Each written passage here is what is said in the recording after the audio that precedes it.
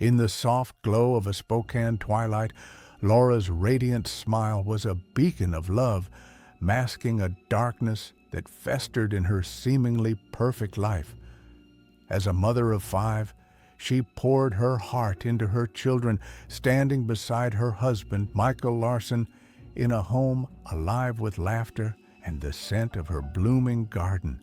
But beneath this facade, a sinister secret coiled, ready to strike. When a sudden, mysterious illness gripped Laura, it sparked an investigation that peeled back layers of lies, betrayal, and a deadly plot woven by the person she trusted most. What twisted motives drove a husband to such a heart-shattering act? Stay with us as this gut-punching truth unfolds. You won't be able to turn away. Laura was born on June 10th, 1978, under the wide, starlit skies of Boise, Idaho, where her warmth lit up a lively family of 8 children. From her earliest days, Laura was the one who brought everyone together, her quick wit and tender compassion making her the soul of every family dinner or neighborhood play date. She'd gather her siblings for backyard adventures, her laughter echoing through the streets as they built forts from old blankets and dreamed of far-off places. Despite her allergies, Laura's love for animals was boundless. She'd cradle stray kittens found in the alley, her eyes soft with care as she nursed them back to health, finding them homes even as she sneezed through tears. Her parents often recalled how she'd beg for just one more day with a rescued dog, her small hands gentle as she brushed its fur, teaching her siblings the value of kindness. In quieter moments, Laura lost herself in the pages of novels, her imagination wandering through worlds of mystery and romance, or knelt in the family garden, her fingers in the soil as she coaxed roses and lavender into vibrant bursts of color that felt like hope blooming from the earth.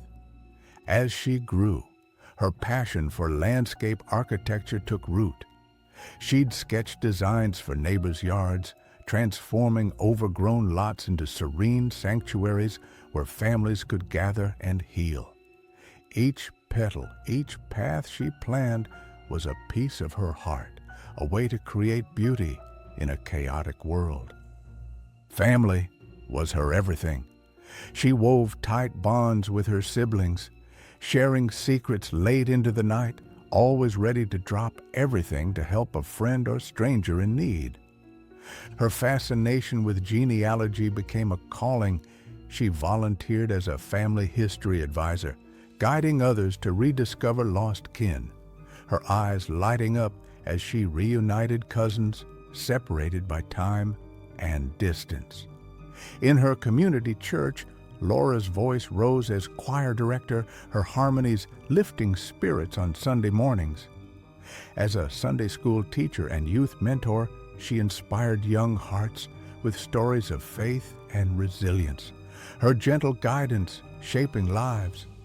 But as Laura's life blossomed, a shadow began to creep in, one that would threaten to snuff out her light forever. On September 22, 2002, Laura married Michael Larson, a man whose ambition burned bright with dreams of becoming a physician. Their wedding was a celebration of love, with Laura's siblings toasting to their future under a canopy of twinkling lights, her garden roses adorning the tables as symbols of the beauty she saw in him. By 2009, Michael's dreams solidified when he earned his doctorate in pharmacy from the University of Montana in Missoula, where his leadership in a program aiding international pharmacists earned him quiet admiration from peers and professors alike.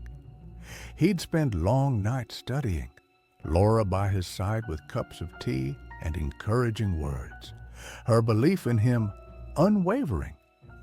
In August 2009, he began practicing in Spokane, Washington, building a life with Laura and their 5 children, aged 8 to 18, over 21 years. Their home hummed with the chaos of school mornings, the kitchen filled with the aroma of Laura's homemade breakfasts as she packed lunches with notes of love tucked inside. Laura stayed close with her sister Elena in Oregon, their daily phone calls a lifeline of shared joys and sorrows, planning hiking trips through misty forests where they talk for hours about dreams and fears.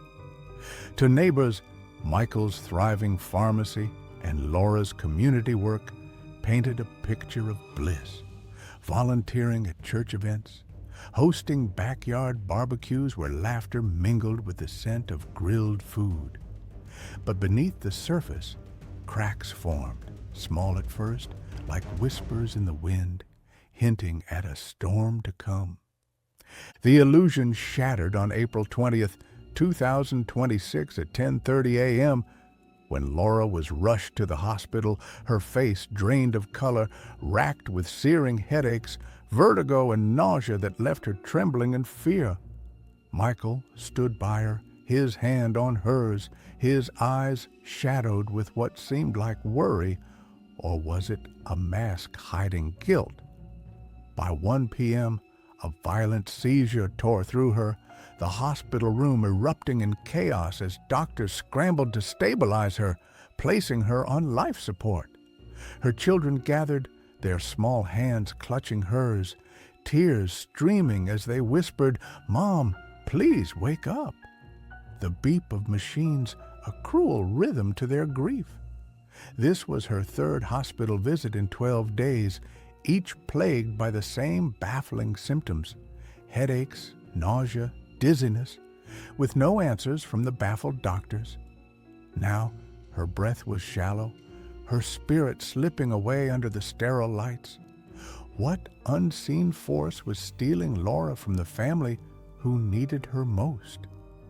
As Laura fought for her life, 2 friends, Ethan Caldwell and his wife, raced to the hospital, their tires screeching on rain-slick streets, hearts heavy with dread. Ethan, a fellow pharmacist and Michael's trusted friend since university, had saved Michael's pharmacy from collapse in 2024, forging a bond through shared late-night worries over finances. His wife, a nurse practitioner with a sharp instinct, knew of Laura's recent health battles and felt a chill of foreboding, her mind racing with possibilities. Laura's symptoms had surfaced on April 8, 2026, after a joyful trip to Elena's Oregon home, where the sisters had laughed over coffee and planned summer hikes, Laura's eyes sparkling with life. On April 9th, Laura sought medical help, her hands shaking as she described her dizziness. But tests showed nothing alarming, and doctors sent her home with medication and hollow assurances of recovery. By April 12th, her condition worsened, landing her back in the hospital, her friends' fear growing as each test returned normal. Why was Laura's light dimming when science offered no clues? The question gnawed like a wound in their hearts. On April 12th, Ethan's wife called Michael, her voice trembling with concern, offering her medical expertise to help unravel the mystery. Michael, polite but distant, claimed they had it under control, his tone clipped like a locked door hiding something fragile. The next day, she pressed for answers, sensing a fracture in his calm facade. Michael admitted the ordeal was crushing. Doctors had run blood panels, ruling out autoimmune issues and diabetes, but Laura's blood pressure plummeted despite 6 liters of IV fluids. Her pain persisted, defying explanation. Doctors kept her overnight, praying for a miracle, but none came. Ethan's wife checked in daily, her heart sinking, as Michael reported an MRI for neurological concerns prompted by a family history of brain issues and ultrasounds of Laura's head, chest, and abdomen. All normal. If Laura were healthy, why was her body betraying her? The silence of the tests screamed of something hidden, something sinister. On April 20th, Laura's health collapsed like a house of cards in a storm. Stricken with unbearable dizziness, nausea, and stabbing abdominal pain, she couldn't reach Michael at his pharmacy, her voice weak as she called her brother for help. He rushed her to the hospital, holding her hand as tears fell, whispering assurances while his own heart broke. Michael soon arrived, his face unreadable under the fluorescent glare, his touch on her arm feeling cold. He texted Ethan's wife the devastating news, sending 2 haunting photos of Laura, tubes snaking from her arms, her face pale as medical staff hovered like shadows.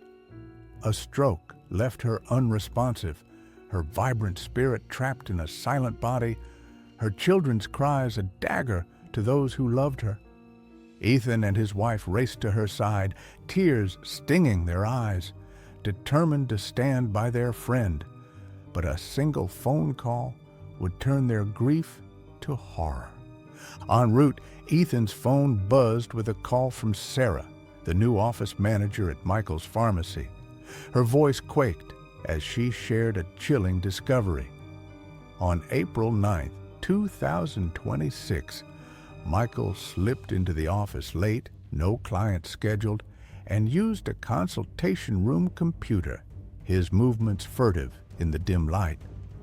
30 minutes after Sarah left, he texted, demanding she secure a personal package and ensure no one opened it. On April 17th, the package arrived, but a co-worker tore it open, revealing a cylindrical container labeled potassium cyanide with a hazardous material warning. Sarah, thinking it was for pharmaceutical use, resealed it and handed it to Michael, who left clutching it, wrapped in brown paper, his eyes darting like a cornered animal. Her research revealed the chemical symptoms: nausea, vomiting, low blood pressure, matched Laura's perfectly. Was Michael, the devoted husband, poisoning the woman who gave him a family? At the hospital, Ethan found Laura on life support, her face ghostly, her children's muffled sobs piercing the air like knives. He pulled a nurse aside, his voice barely a whisper, and shared his fear. Michael might have poisoned Laura with potassium cyanide. The nurse's eyes widened, but she nodded, ordering immediate tests and calling 911, her hands shaking as she dialed. Michael stepped out for a call, giving Ethan and his wife a chance to slip away, their minds reeling with betrayal. Moments later, Michael's frantic call lit up Ethan's phone, his voice sharp, demanding why they'd left and revealing that hospital staff suspected poisoning. Ethan confronted him about the cyanide, and Michael's composure shattered. He admitted ordering it, claiming Laura requested it for herself, insisting he never thought she'd use it.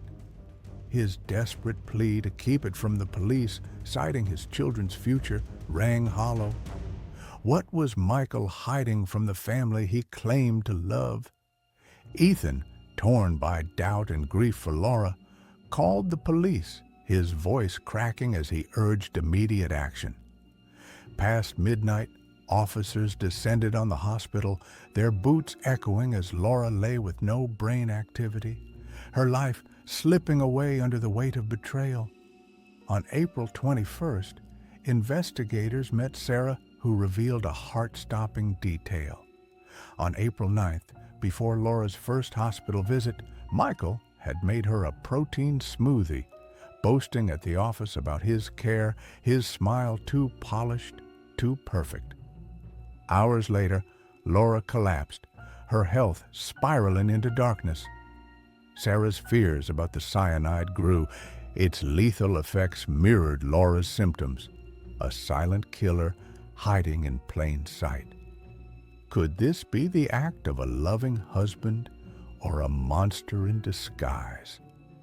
Ethan joined the discussion, his voice heavy with sorrow, shattering the Larson family's facade. In 2024, as Michael's pharmacy teetered, he'd confided marital strife, his words laced with resentment as he considered divorce. Shockingly, he claimed Laura attempted an overdose in 2025, which he stopped but never reported or sought help. A story that felt like a carefully spun lie to hide his own darkness. The couple's 5 children, interviewed later, painted a starkly different picture. Laura was their rock, her voice soothing as she read bedtime stories, her smile bright as she planned family picnics under Spokane's pines. They saw no despair, only love in her eyes. Why was Michael twisting their mother's truth, tarnishing her memory? Police launched a relentless investigation, their search warrants tearing through the Larson home and pharmacy, where the air hung heavy with secrets.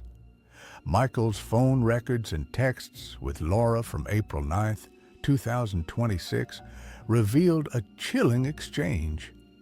Laura thanked him for a morning coffee, her words warm with hope, but soon reported dizziness, her texts faltering like a fading heartbeat.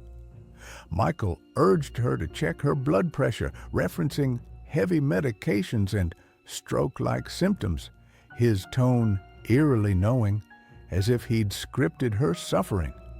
Why did his words carry the weight of foreknowledge, a husband's care twisted into something sinister? Michael's computer laid bare his sinister intent. 2 email accounts hid a chilling search history.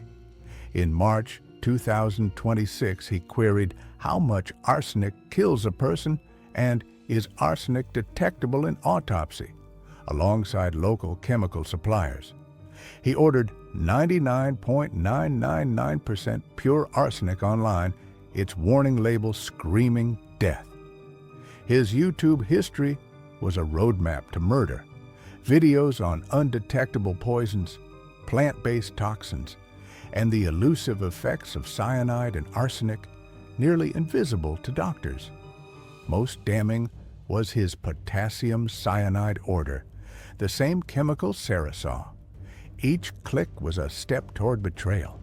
But what drove a father to such depths, leaving his children motherless? Laura's sister, Elena, tore open the marriage's festering wounds, her voice breaking as she spoke of Laura's silent suffering. Michael had indulged in affairs. His infidelity was a wound Laura bore in silence, her tears hidden from the world. He'd confessed to a decades-long addiction to explicit online content, leaving her humiliated yet trapped.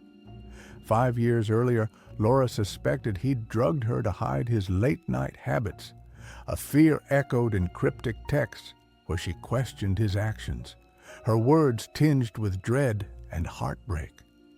For 14 years, she'd longed to escape, but Michael's tearful promises and manipulations kept her bound, her dreams of freedom fading like whispers in the wind. His financial ruin, $1,500 lost gambling in Reno, $1.8 million in debt, piled pressure on his failing pharmacy, each loss a crack in their fragile life. Was this the spark for his unthinkable plan, greed overriding the love he once vowed? Emails revealed a secret affair with Lisa, a Nevada pharmacologist, with round-trip flights booked the same day as soon as she arrived at Michael's home. Their intimate words, filled with longing, betrayed Laura's trust, who knew nothing of the woman stealing her husband's heart.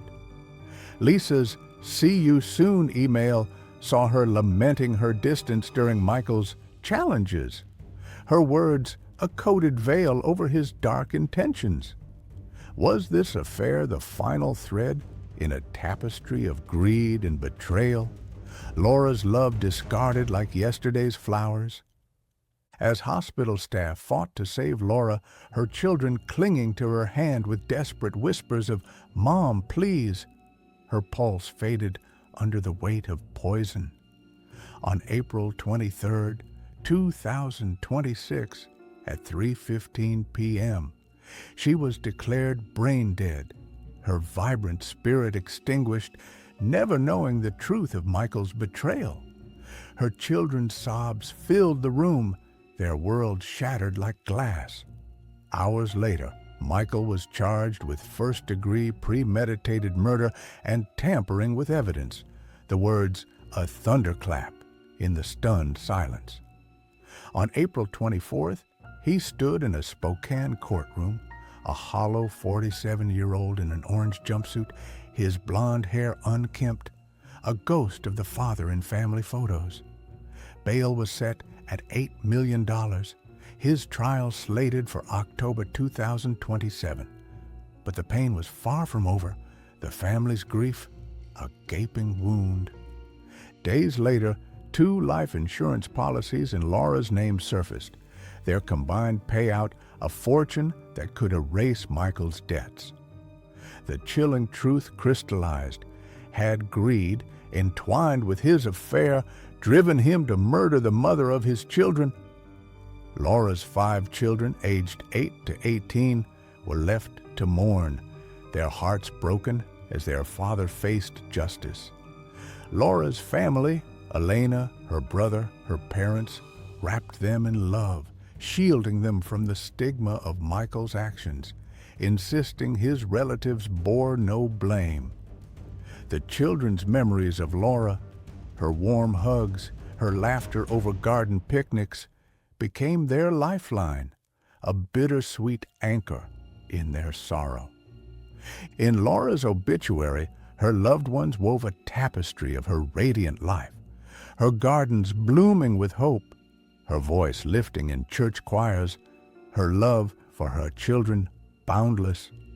When declared brain dead, they chose to donate her organs, tears falling as they found solace in her saving lives, even in death. Yet the question burns like an open wound. How could a husband betray the woman who gave him everything? The truth, unfolding in a Spokane courtroom, will haunt all who hear it. Thanks for tuning in to MindVeil. Subscribe now for more heart-wrenching investigations.